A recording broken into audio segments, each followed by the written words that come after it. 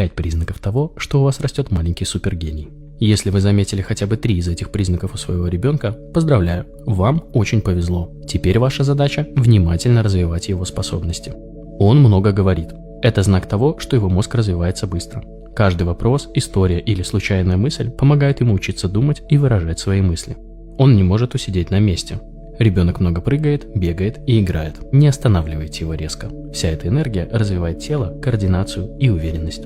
Он пропускает дневной сон. Это не упрямство, а знак того, что у него больше энергии, чем у большинства детей его возраста.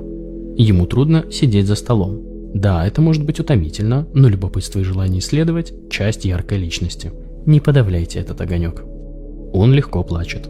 Это не слабость. Ребенок глубоко чувствует и сопереживает другим. Со временем это поможет ему прекрасно ладить с людьми. Ну что, сколько признаков вы обнаружили у своего ребенка? Поделитесь в комментариях.